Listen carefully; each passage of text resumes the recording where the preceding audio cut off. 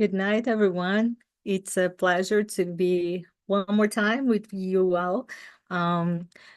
Tonight, unfortunately, our general coordinator, Diogenes Ayers, will not be able to join us due to some work issues. And so I'm pleased to receive all of you who are following us at YouTube, and my colleagues again, Arslan and Rosani.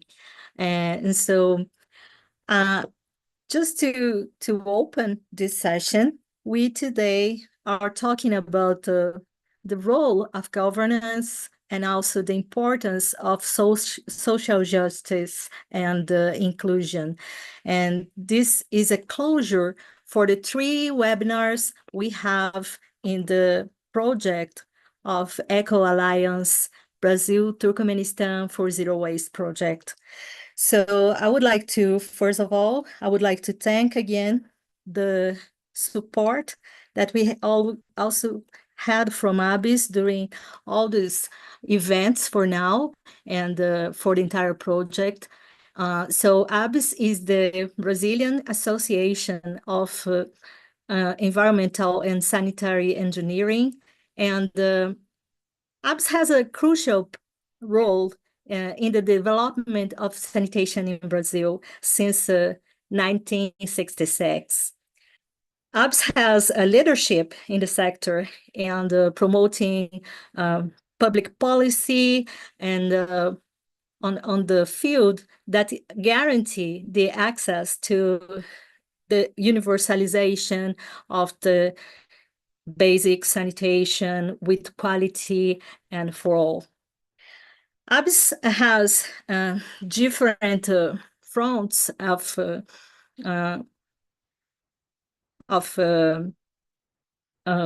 capacity building for professionals, promoting debates, technical and scientific, catering professionals and academic together to talk and to enhance among the laymen and the experts the importance of the sanitation for the public health and environment. So the role of ABIS is a huge contribution for the Brazilian society and the global level as well for the enhancement of quality of life, not only for Brazilians, but for the entire globe. So thank you, ABS, for having us here, for holding this webinar series. We also want to thank our partners. First, the Humphrey program, which supported all of us for the enhancement of professional affiliation during 1 year. And we have Marcia, which is another Humphrey Fellow, by the end of this event tonight, sharing a little bit more for those who want to apply. It's a wonderful opportunity, as you might see, and we will be very happy and glad to share this experience and opportunities with you and more about the program. So we want also to thank the Zero Waste Society, which is an organization based in Goiânia, which is have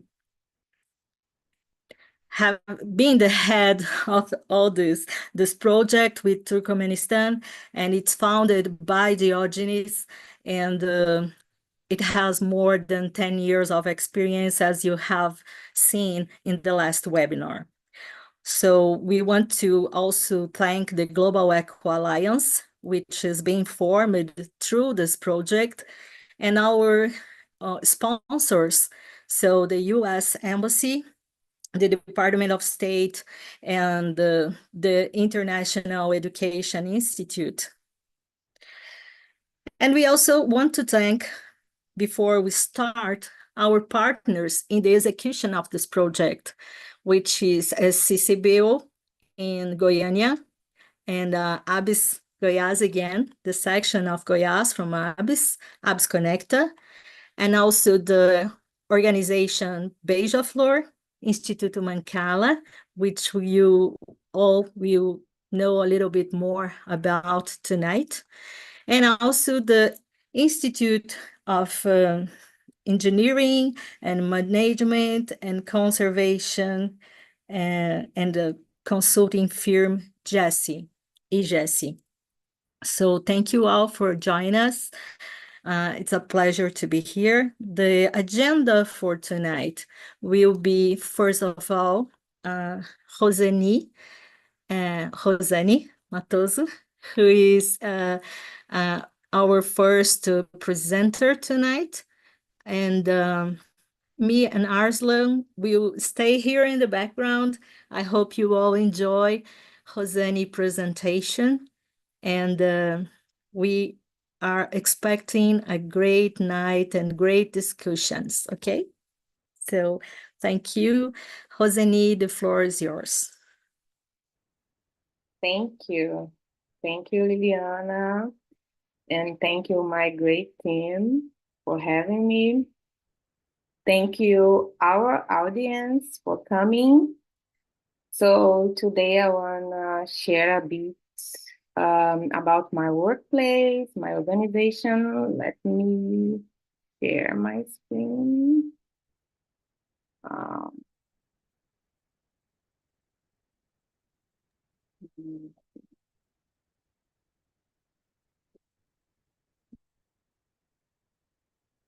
I hope everybody's We can see it, ROSANI. Go ahead. Okay. So, yeah, today I want to talk a little bit about the inclusion and social justice. The Instituto Mancala or Mancala Institute is an organization as an example of inclusion and social justice in a practice. So after me, we will have my friend Liliana talk a little bit more about environmental governance. So the summary for today is I will talk about the role of Instituto Mancala in bridging social inequality through science and technology. So let me introduce myself a little bit. I am ROSANI Matoso. The most important title in my life is to be Iani's mother. I love to say that. And before I founded the Instituto Mancala, I hold PhD in animal science in a federal university in Salvador, Bahia, Brazil. I got my postdoc also in animal science in Recôncavo da Bahia. It is a countryside in Bahia, Brazil. And why it is important? Because Instituto Mancala is one of the results of this academic journey. So as a Black woman, I felt a lack of inclusion and social justice during all my journey in academia. I felt lonely, I have no voice, no leadership role. I had great supervisor, but it's still hard to be alone in this space. So that's why I found her with three colleagues, the Mancala Institute, and it is an organization with focus in social inclusion through science and technology. I'm also coordinator of the Mukeng project. This is a main project inside the organization. And this initiative focuses on the capacity building of Black and indigenous researchers combine scientific content with social, racial, and environmental responsibility. I'm also lead research projects in science and technology that aim to develop technological solutions to address key societal challenges. I'm also passionate advocate for inclusion, social justice, and environmental sustainability through community-based research. I had the honor to be selected for the 2023-2024 Hubert Humphrey Fellowship Program. It's important to say that it was 10 years after Diogenes, our coordinator, and I had the opportunity to stay in Davis, California, University of California, the same place with him, to represent Brazil. So I'm pretty sure that the majority of people here know about the words inclusion and social justice, but I think that is important to highlight the concepts about these words. So inclusion is the process of ensuring that all individuals, regardless background, social status, race, age, have equal access to opportunity and resource. Social justice, it's about distribution. The pursuit of a fair and equal society where resources, rights, and opportunities are equally distributed, and all individuals, regardless background and social status and race and age, have access to these opportunities. And in Mancala Institute, we work for the equity and the social justice. This is a very famous picture that shows the difference between equality and equity. And also, this picture shows the possibility of ideal scenario without any barrier. So the first picture, it's assumed that everyone will benefit from the same support, and they are being treated equally. In the second image, the individuals are given different support to make it possible for them to have equal access to the game. They are being treated equitably. In the third image, this is the most ideal scenario. All three can see the game without any support or accommodation because the cause of the inequality was addressed. So the systemic barrier has been removed. This is the most hard part. We need all the society and government and the companies working together to eliminate the systemic barriers. So, Mancala Institute is located in Salvador, Bahia, Brazil. It is a model for social justice and inclusion. It's an organization that works for these two concepts. Our mission is to reduce social and racial inequalities through research, development, and dissemination of science and technology. And we have as a vision a more inclusive and equitable society where scientific knowledge and technology empower communities.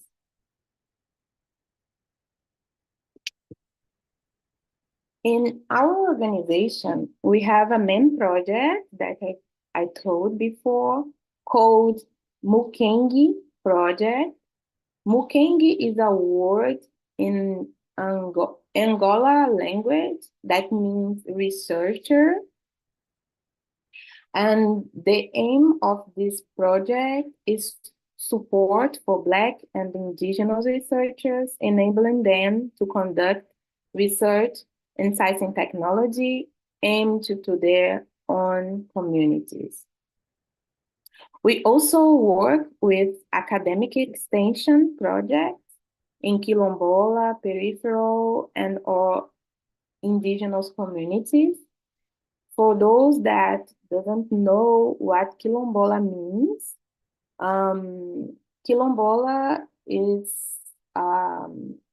Afro-Brazilian people resident of the Quilombos. Quilombos is a place that was first established by escaped slavers in Brazil in the slavery time. And these historic places still exist in Brazil until nowadays. So this is a very important place for Black community. And we work with these communities in our projects. We also work with science and technology-based solutions to address real problems. And we already had 3 editions. The first one was in 2020, was a capacity building program for young Black and indigenous researchers. So we had the pandemic time, and then our second edition was in 2023. We work with food insecurity and real-time hunger monitoring. We developed a tool to monitor hunger situation in communities. And in this year, we will focus on Northeastern energy to empowerment and sustainability for communities. I want to share a little bit, a very short video. I will try to share it now with some testimonial of participants and speakers for this project. Just a second. Let me open the video.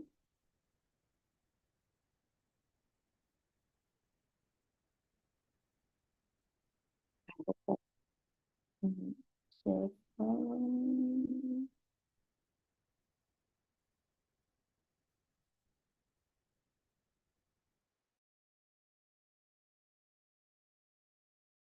everybody can see my screen? Yes, we can, Rosani. I will play. I hope you can hear that.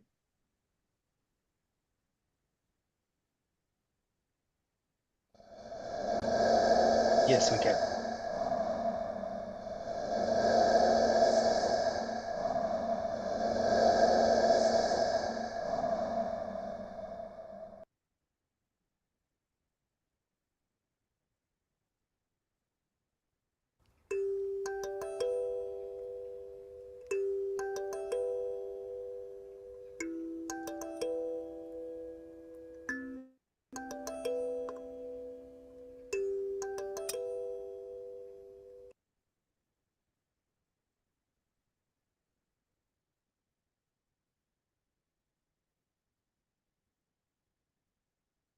e aí você ensina, vai para a pesquisa e vai para a comunidade com aquilo que lhe toca.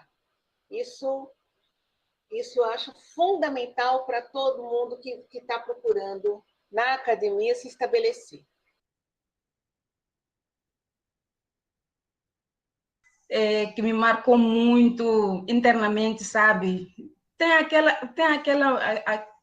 impacto que as pessoas têm para nós como cientistas, tem aquele impacto que as pessoas têm para nós como negros.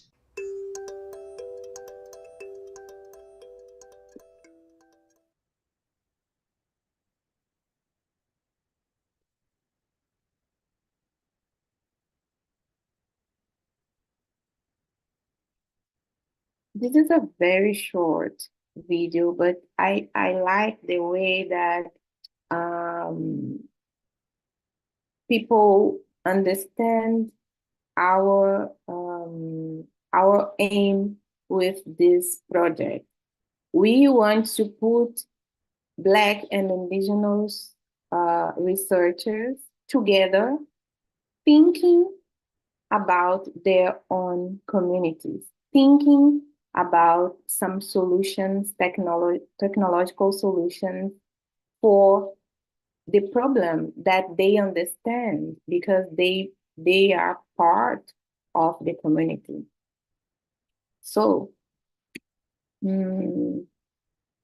as we are talking about zero waste and we built this Eco Alliance, I also want to share with you a case study that we have in our organization. The location of this project is Ilha de Maré in Salvador, Bahia. It is about 6,500 people.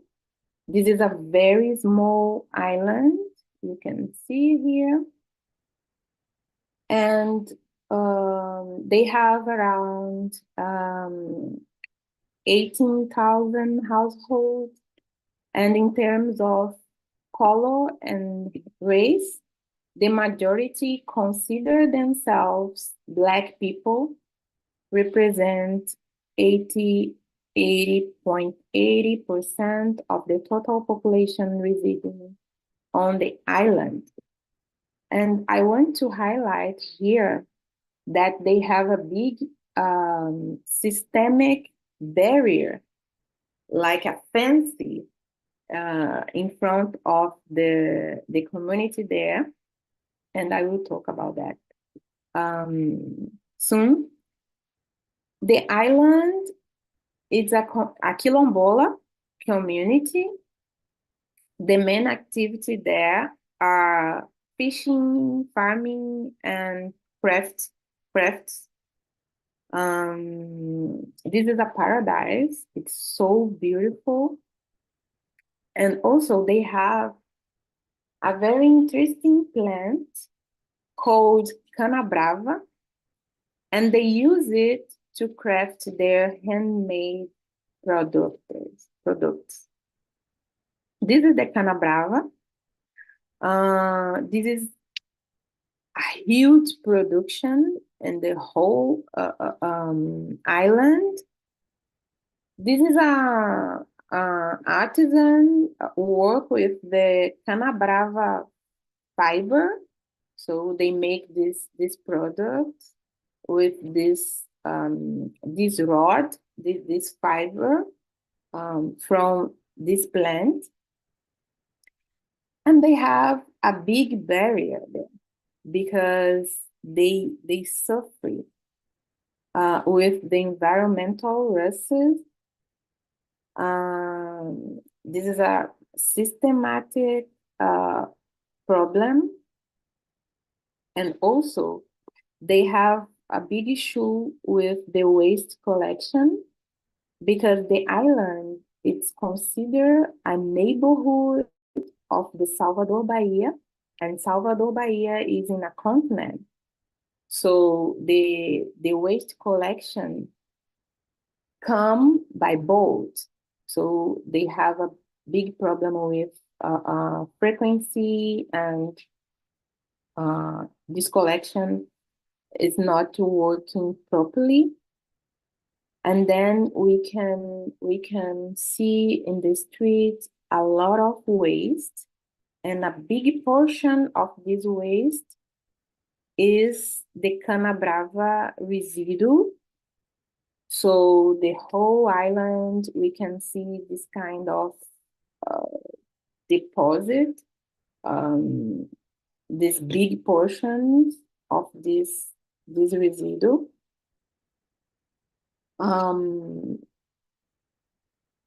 That's the systemic barrier that we are talking about. So we try to work with these communities to bring some solution for them, and also to make a bridge between the community and government, government, and also the companies to help them in some way. And then in this case of study, we sit together with the community and start to think some technological solutions. And they also bring for us some ideas. For example, this acoustic panels, they already did in the community with the material that remain for the crafts.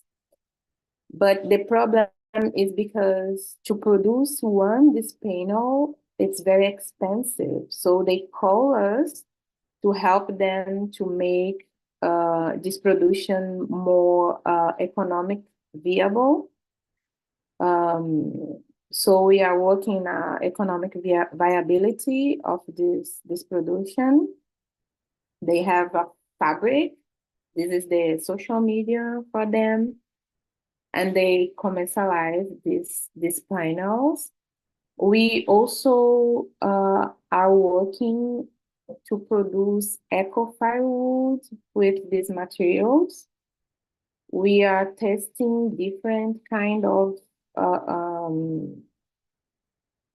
substances to use this eco-firewood and to make it safe for use.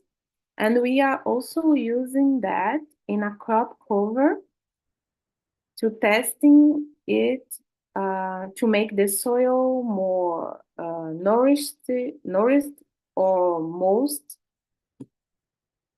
And this is the solution that we think together to the community, and this is helping to decrease the quantity of waste in the street and in the island at all.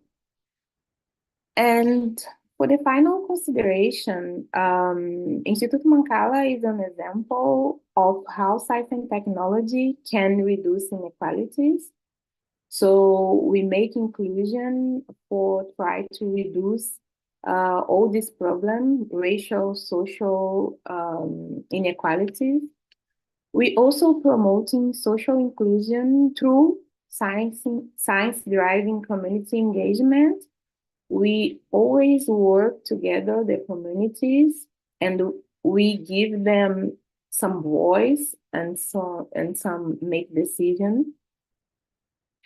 We know that partnership with community leaders ensure local impact.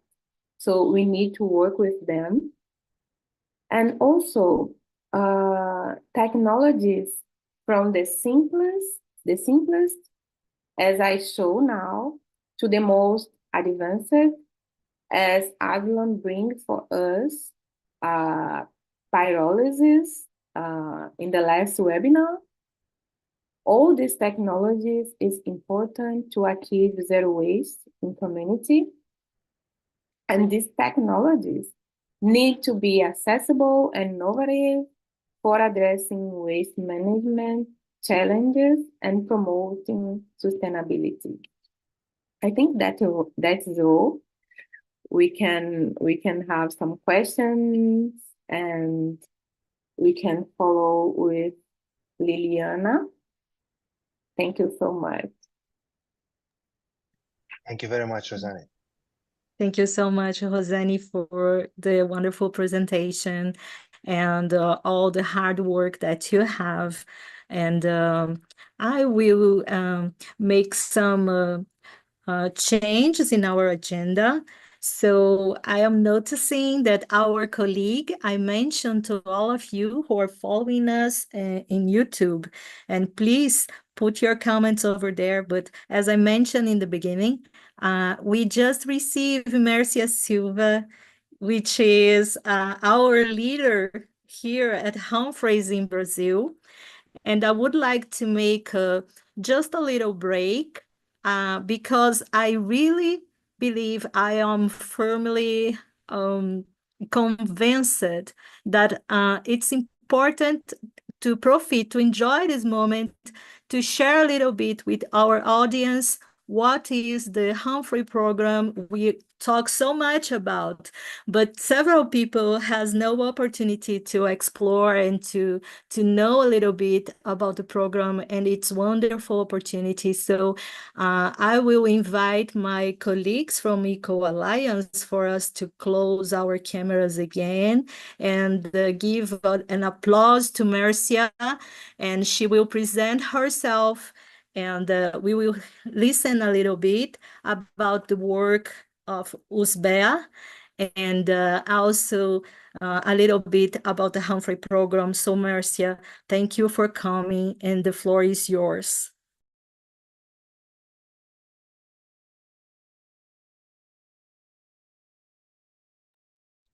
You can just you mute yourself. Hello, everybody. Good night. And I hope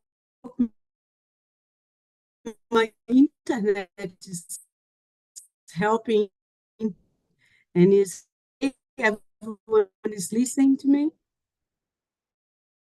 I'm sorry, Marcia, to interrupt. I think your sound Everyone is listening a now? little bit Good. cut for us. So please, if you can just come closer to your microphone, maybe it gets better. I'm using the computer microphone. Let's see if I can. Now it's better. Now it's better. You can go ahead. Just go ahead. It's fine. Okay. Because I am in Brasília, the capital city of Brazil. I come from UCDavis meetings, and I am in a place, perhaps the internet is not very well, but let's see. So I am a Humphrey from 2006 and 2007. So the Humphrey Fellowship Program is a program prepare or design to bring together leaders for all over the world. Usually we are a little more mature with master degrees. We are leading strategies for different fields. And I was doing my Humphrey, dialoguing about human rights and inequalities or discrimination, all this together. And I spent time in Washington, D.C. That program is very interesting because the same time that we met people from different countries with the same subject, also we have a chance to talk and understand American institutions connected with our subject, in my case, human rights and inequalities or racism, or affirmative actions. So I have a chance to talk with all those people, leaders and institutions dealing with that. So it's a lot of learning and a lot of network to build. And in that sense, also we come back to our countries and we met, at least we try so hard because there is no, in my time, not so much media, social media, or this network of people. So we are trying to catch up with the old friends. And but we are building this part of the Brazilian national organization to the Humphrey, so we can make this kind of event, this kind of exchange program. It's very important. Listen to Rosani, I'm proud to see what you are doing because I'm work with communities for many years, and we as let's say, when we are in some institutions that support local activities, usually we bring solutions. And most of the time, we are not let the community learn, understand about their challenges or their potential to solve that. So I'm happy that we are, like how to say, we are building experience and yeah, network and knowledge and potential to change or exchange information about a small initiative that is so big in terms of the impact on the region. So that is very important. Another things that we are trying to do in UCDavis, and not only UCDavis, but try to bring together the organizations from the Humphrey Fellows. Even some of our members are part of the government. So if they are leading some strategy in the government, we can put them to understand how small actions in the local is more important, so much important than big action. So, and thinking about this kind of main problems as a waste, it's really turning point for us. And a long time ago, I did a research about the waste, and there was so few initiatives, so complicated to address this thematic. So I'm happy to see you guys doing that. And in terms of inequality, like Rosana says so much, Brazil is a country that built inequalities for more than 400 years, almost 400 years, when we have a historical slavery. And that make a lot of scares, a lot of challenges that we have to face that create this kind of big concentration of a population without infrastructure, without education, without health. And that became a very complex solve with statutory. So you can face inequalities and face environmental challenges that people from minorities are facing. And you have to see all the political and public policy arena, and also leaderships and education, and really give power for people in their community to understand how potent, how they can be the leader of the solutions, how they can think better solutions and be creative. That is really important. And of course, when you are in the island, like Rosana says, we are in a very international global community. We can exchange information, bring some solutions that we learn, and make that technological and scientific new discovery or new technology more accessible, available for these small communities. That is the goal of this Humphrey or all this UCDavis. So I think we have to endure our energy to make our connections and our agreements and our strengths to work together and collaborate even more power and potent. So let's do it. Thank you. Thank you, Marcia. Thank you very much, Marcia. It's wonderful to have you sharing. And please, Arslan, if you have also something to add while I try to share my screen to start my presentation, please feel free. Yeah, I think But I'm sharing. We can talk a little more in the debate about other things in terms of future of jobs, in terms of environment. It's nice. We just have to conclude our presentations for today, and the questions and comments are being posted in YouTube. So please, people, if you have questions about the Humphrey program and who we are, what we do, we will be gladly sharing this information with you in the chat right away. I'm going to share my screen.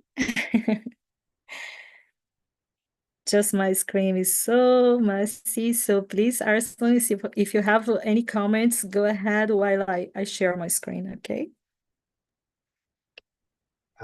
Thanks, Liliana. And I think I will just echo it from the Turkmenistan point of view.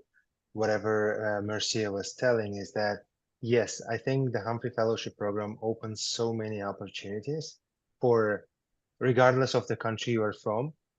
And hey, look at this project now. This is happening because the Humphrey program has opened to us this opportunity. And that's why we are all now collaborating in the area that we are professionals. So yeah, I strongly encourage everyone to apply, to ask questions.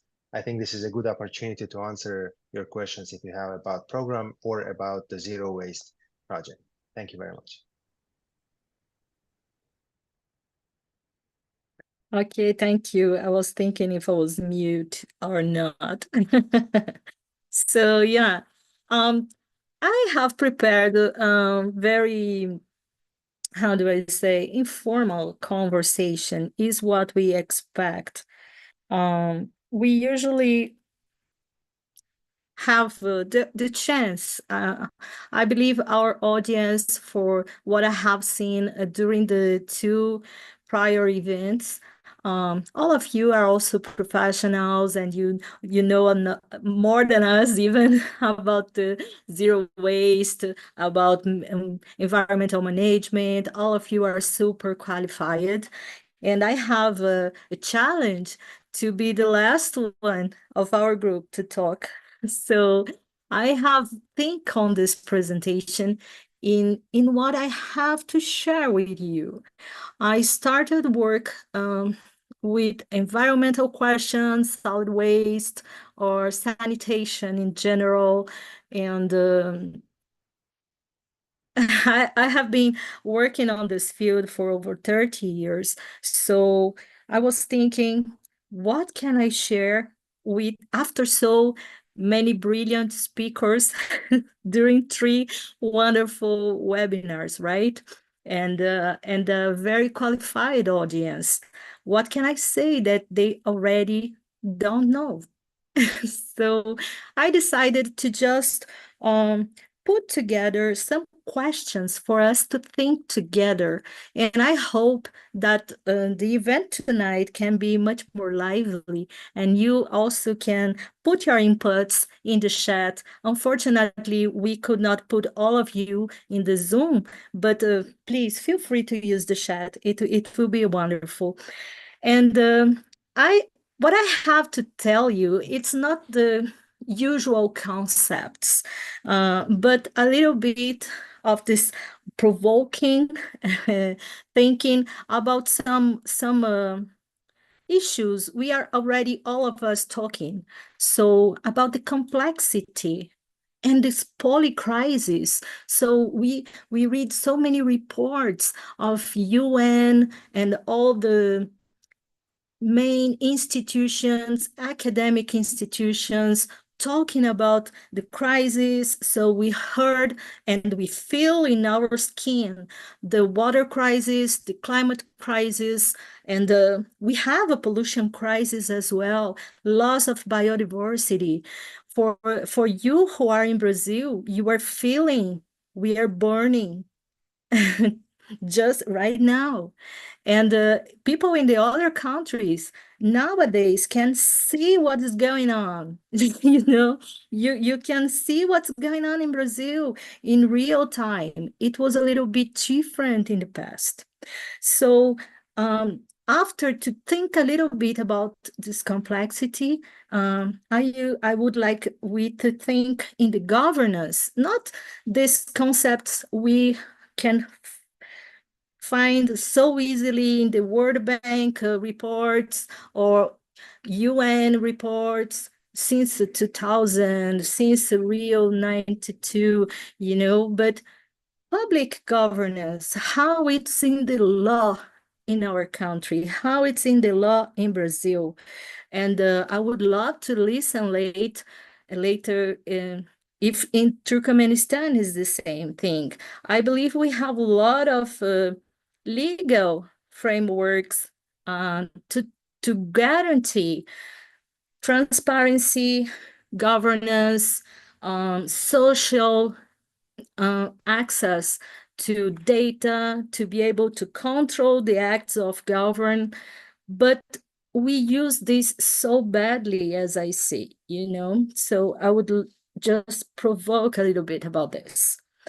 And to talk about the governance, I will share the example that led me to get a place in the Humphrey program among so many wonderful partners and peers. I was very lucky because I did my program in 2012. I am the grandma of this group. So I did my program in 2012, 2013, and I fulfilled the dream of my life to be at MIT working in the social and urban special program, right? So it was wonderful. So I bring one example that was one of the most wonderful projects I have participated in the last 25 years working at the federal government. And think a little bit about this thing, local. So what can we do? We present people like ROSANI or Diogenes that starts their movement into the family, in their communities, and it's growing. We think we have listened from Arslan how you individual use your skill, your intelligence, and create or research new techniques to benefit people all over the world. We can nowadays share all those knowledge and information so fast. So think a little bit about this. So humans are always in movement. That's the thing. We are always in the movement. And because we are in the movement, production, consumption has no limits anymore. So Arslan can be recycling a tire in Turkmenistan that was produced in China with the rubber coming from Brazil. There is no limits anymore. So the waste has no limits anymore. As same as environment has no limits, right? Never had. So the water cycle, it's global. The climate, it's global. And our waste now is global as well. So we are acting locally, even if we don't think in that common phrase that is very used in the environmental movement, act local and reach global. Even if we don't consciously are doing this, we are doing this. When I buy a product, I don't know from where this plastic comes, these bottles, these things, everything is globalized. And even if every production is just into my country, but the brand, the revenues, where they are going, in which stock market, who are financing this, who are benefiting. So we are all connected. It gives the dimension of complexity. I believe several of you have heard lately about the youth having anxiety because this polycrisis, climate crisis. So the youth are already fearing future, and it causes health problems even, and some people say, oh, that's the cause, and so there is no end. The world is coming to an end. We have nothing to do, and we have to think differently. We have to understand how humans are evolving and in perceiving how things works. It's physics, it's biology, it's just science, it's all there. So before, we used to think in in problems, even common problems, in a very simple way. We have data, we cross data, and it's that or it's this. So it was a very mathematical thing, very scientific thing. We just work with information, and we believe that all we need is information. And so we start to understand that things are not like this. I have information, but I have other variables that comes sometimes. And so what I think that was a certain, it's not anymore. So we start to deal with complexity. The complex systems theory starts to evolve on time and on space. You know, we start to perceive we are connected. So if I cut the trees in Amazon, it has an effect in other place. And so we start to understand that the variables we used to treat as simple variables, they work differently and in different rhythms.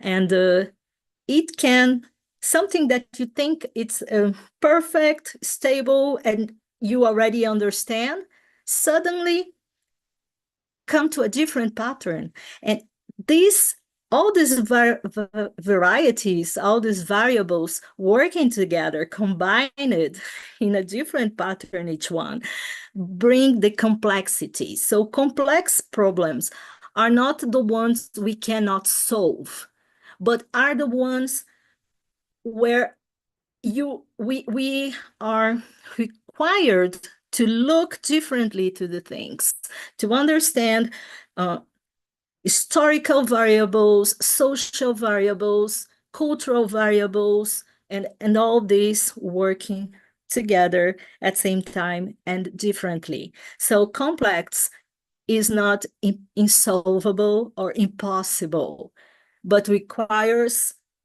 more focus to really understand what is going on.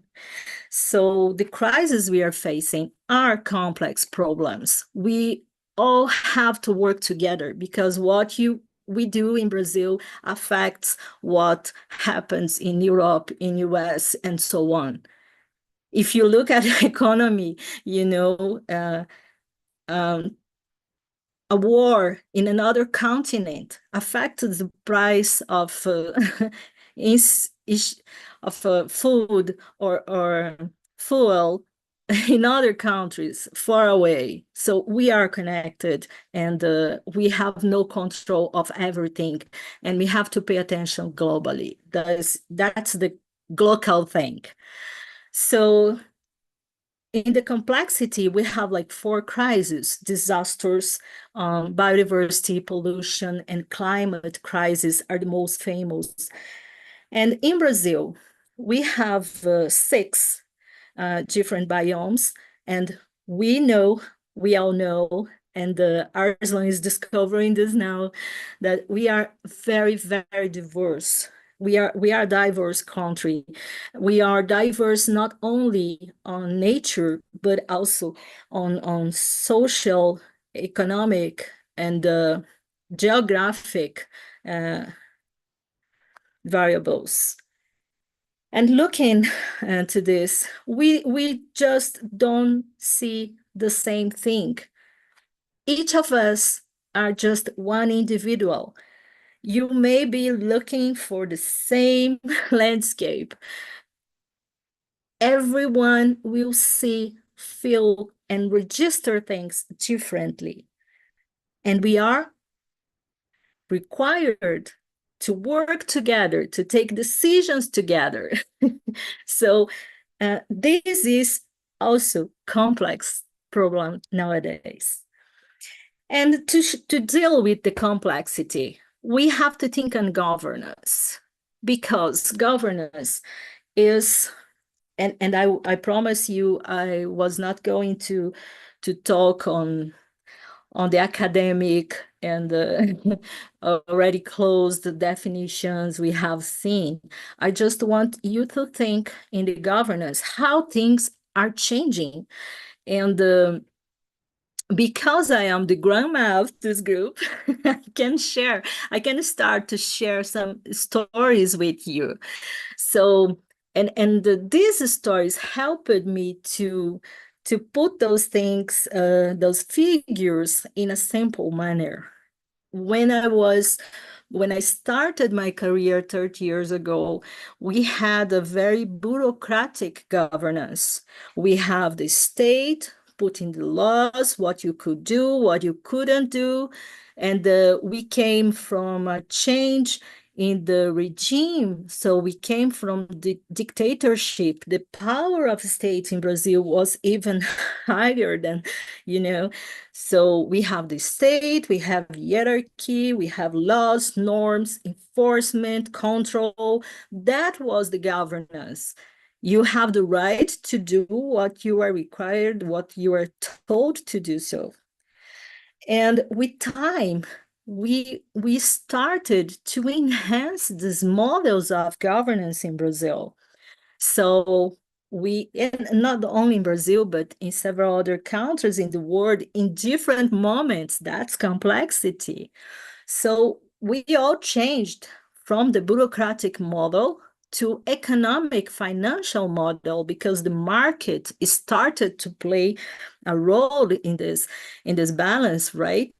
So we start to have financial incentives, penalties, charges, and all this to make people and industries and groups to comply with that law statements before.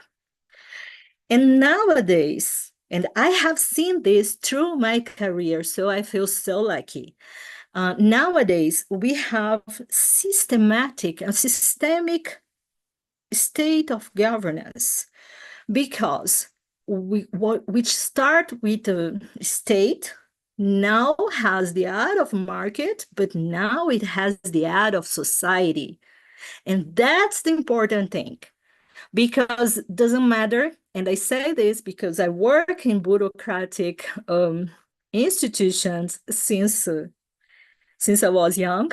So what we say is, you can put a law, but if people are not really involved in the solution, if people don't feel that that statement of the law or that requirement of the law can be really true in the ground, it doesn't happen. And look into the solid waste. This is how I feel.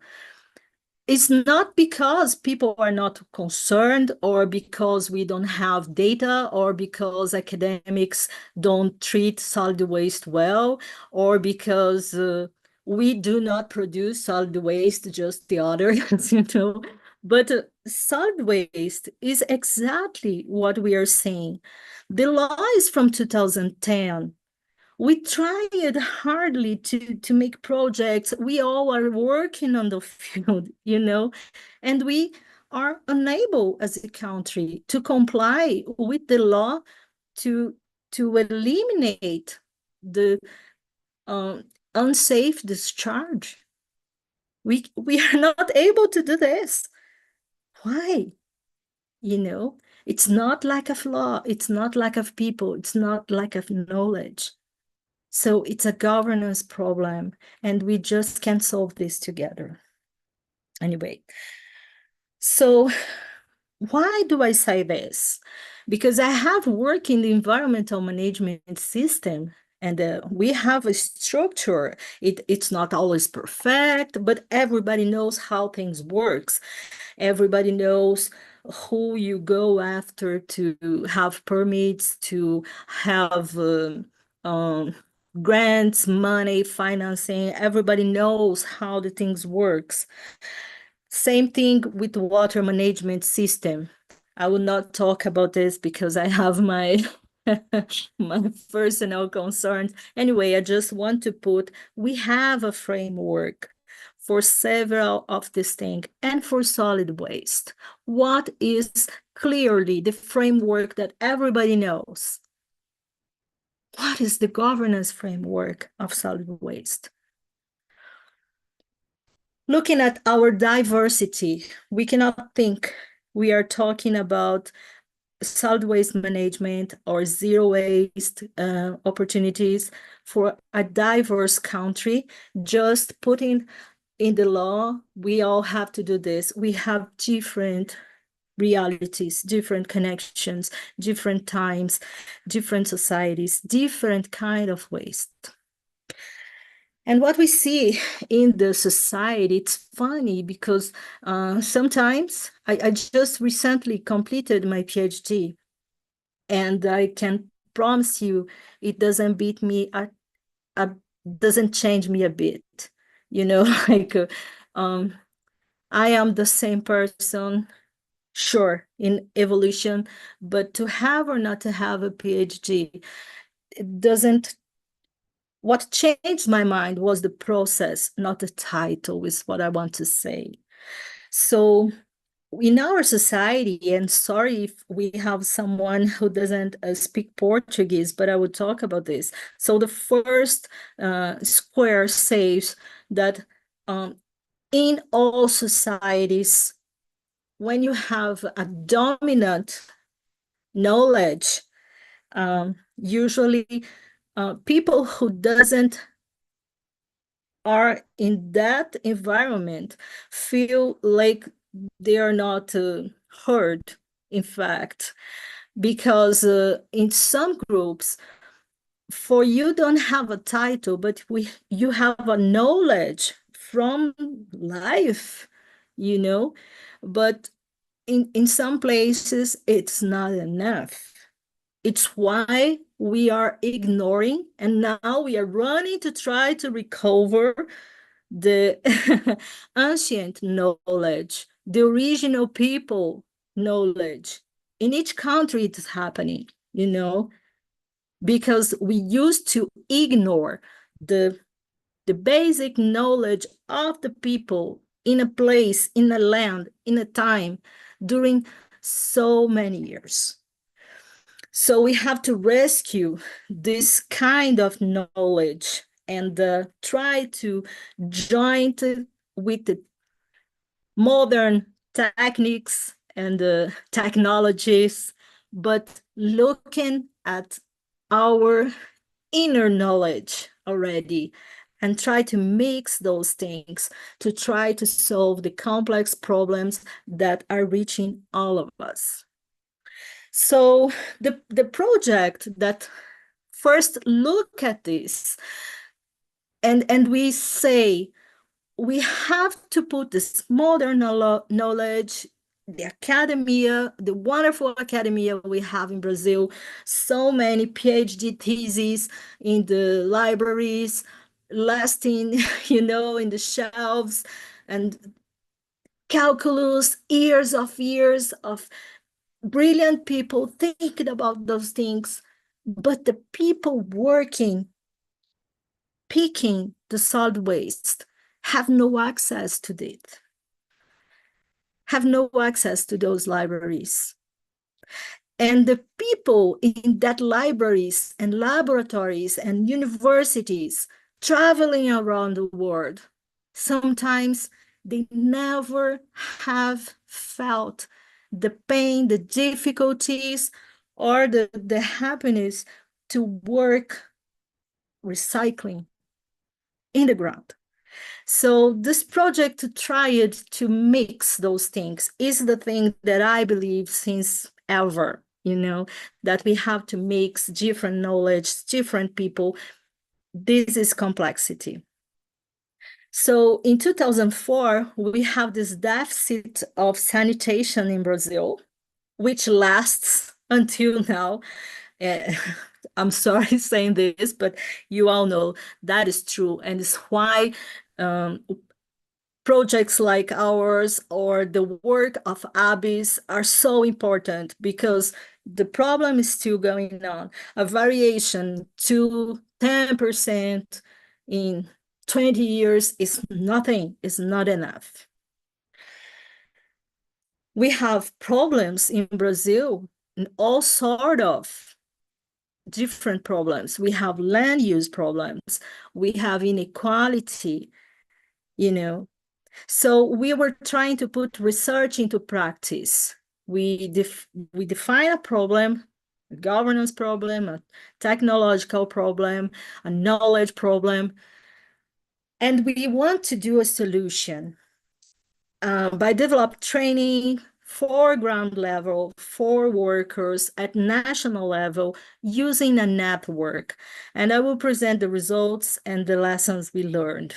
So we have this regional diversity in Brazil, and we tried to make the Rede Recesa to change this reality.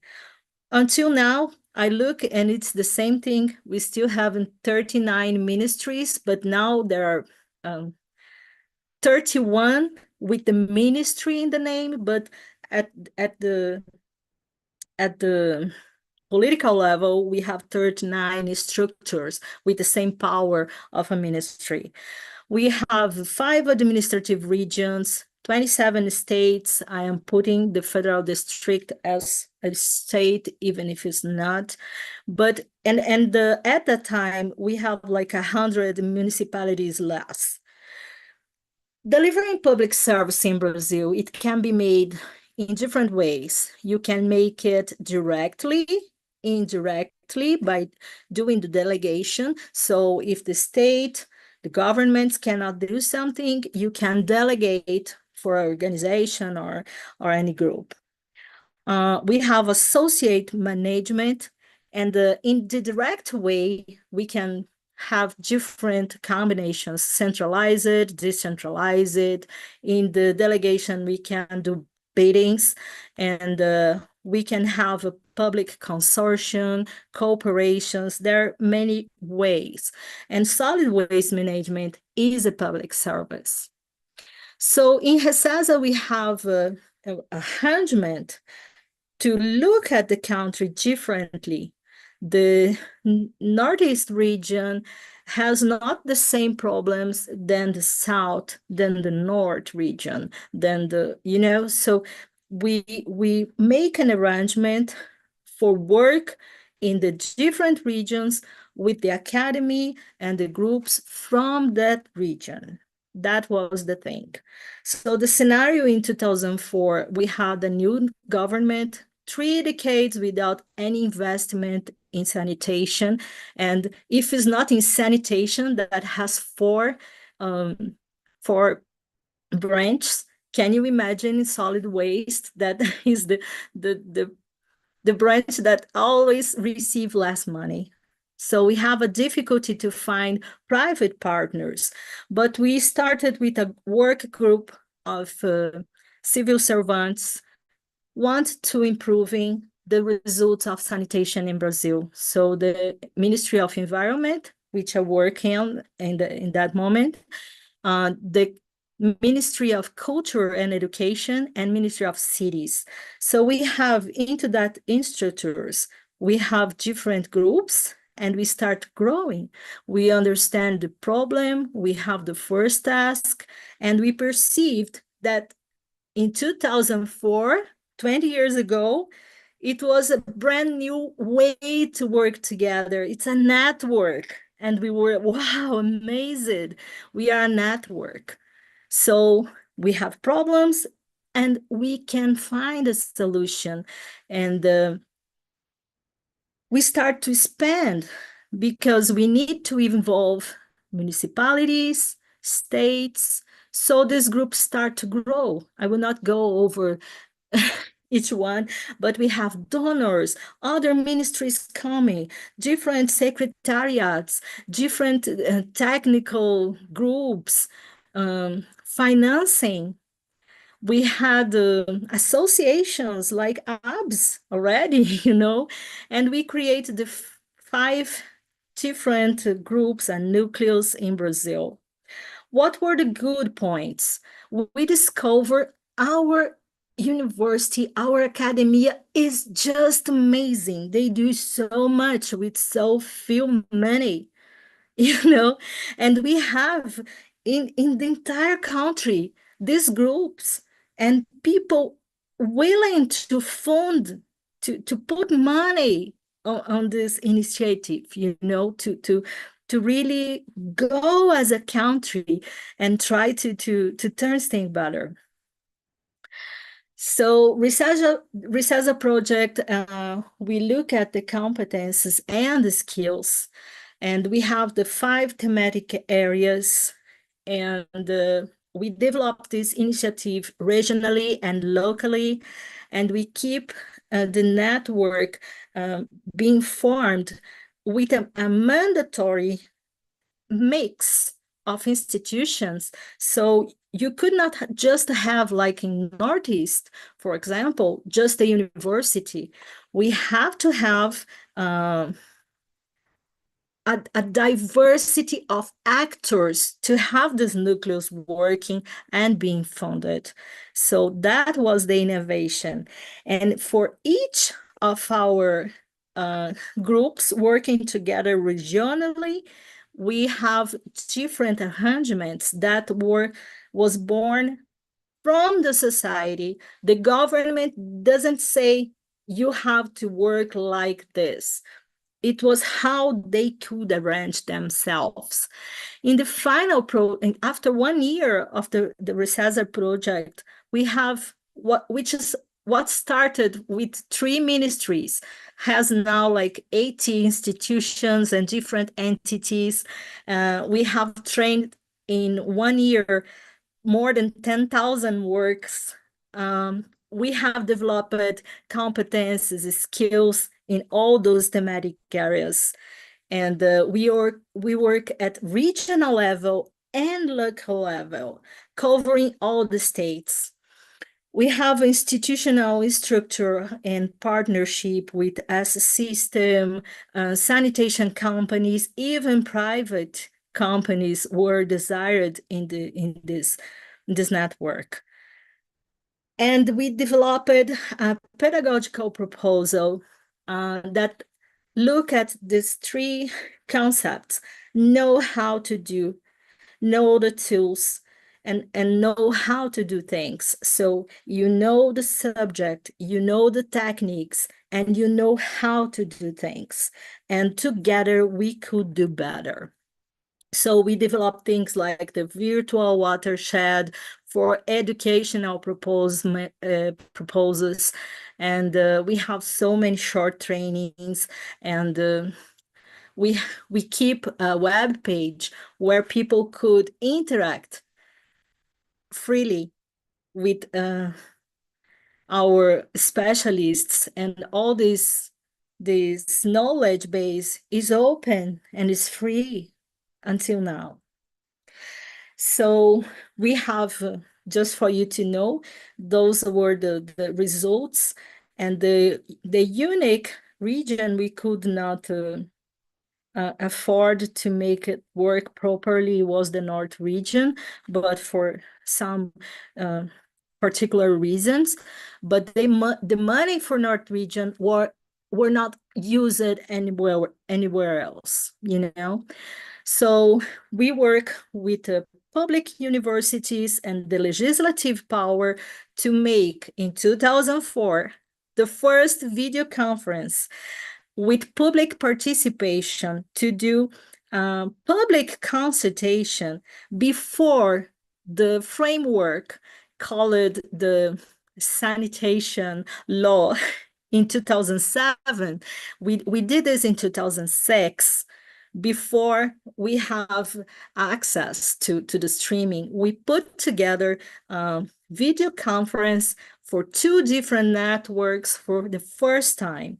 And we have 2,000 people participating simultaneously in the entire country in the same moment, discussing the same thing, using the money and the public structure we already have. After 1 week of the seminars, we have a set everything was recorded, and we have this product spread. We have like more than 2,000 of this set of five CDs with the entire all the documents, the videos, the questions and answers, and the lessons learned were researchers have no time for administrative skills, but they are brilliant in their mind. So we have to put those kind of when we hire our staff, we have to not only think on the brilliant minds and the most knowledgeable person in a field, but if we don't give them the structure, administrative support, and all those things, they can do fail. So private resources, they have to be understood and discussed together with the public money without we think they are the bad guys, I am the good guys. We are on this together. We have to discuss, we have to decide. So when we keep the objectives clear, things happen. In 2004, we did a video conference with 2,000 people all over the country, and we barely have internet at that time. So when you build strong teams, strong connections, we can do those things happen. And I think it's what you have seen in our webinars, what Diogenes has done, what ROSANI has done. So I am the time of the 21st agenda and the SDGs, the MDGs first and SDGs. And I am tired to go and to go these international events to just discuss, we are not reaching the goals, we don't have to go everyone together to say we are not reaching the goals. We have to stop talking and start doing, because when we do things together, we achieve marvelous results. So for those who doesn't say or who doesn't know, Brazil is proposing a new SDG, and it's for the ethnical and racial equality, and you can vote in the icon that you think it's better. It's on Participa Mais Brasil. I will put link in the chat, look at later. And it's the thing I was telling you. I think people has the tools we didn't have in 2004. You have all the data. You can look what the government is doing, how many money they are putting in solid waste in your municipality, in your state, in the country, how much you can participate on this. You can do the social overview of their results. You can push government to do better. And the data is open nowadays for everyone in the transparency law. So people need to know about this, and people need to use this. Forget TikTok. Go to the information we already have, because we have a complex problem to solve together, and that's public governance. You can see in real time the fiscal documents of your municipality. When they hire someone, when they buy someone, you can see right away how many money they are spending for who and how.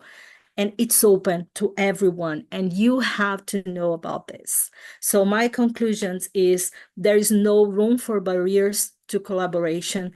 We have to work together. It's important to map and understand all those different factors and gaps in law to be able to put governance in place, and especially to draw a good system of governance for solid waste in Brazil.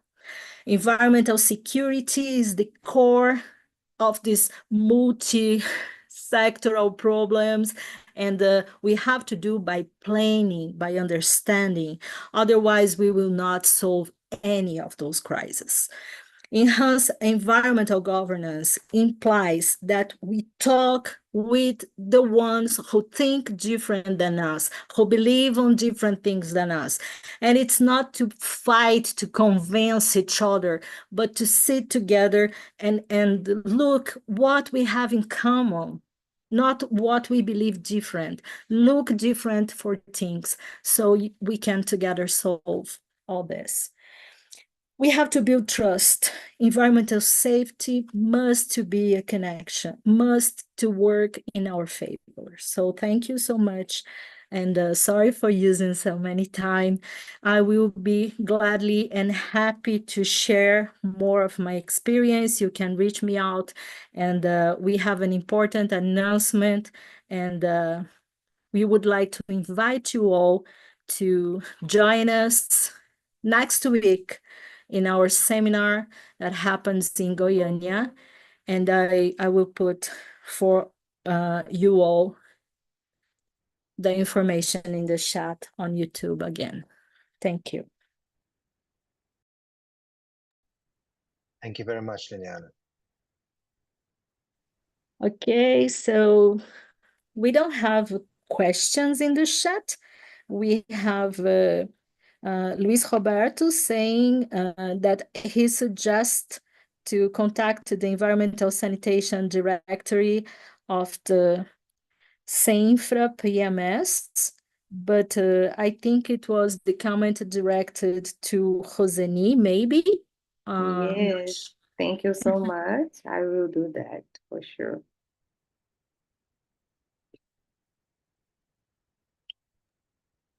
And Liliana, I like so much your overview in your timeline about the institutional and cultural evolution for us to understand wasting, to understand potentiality, to understand the local activities. Thank you so much. I thank you all, and I thank all the people who are following us on YouTube. I'm sorry not we are running out of time to Q&A session. So please, the last chance for you to put any questions in YouTube. We are running out of time, and I would love to share the Zero Waste Society Instagram. I will put it on the chat. So if we have nothing to add, I would thank you again, Abis, and I'm sorry we have not time to share more information with you all, but I hope to see you guys in Goiânia on 17th September, and we are all open to talk about our projects, our presentation, the Humphrey program, and Diogenes will be there to receive all of you. So thank you, good night, and I will invite our colleagues from ABIS to put the final institutional video for us. Thank you. Good night, people. Thank you. Thank you.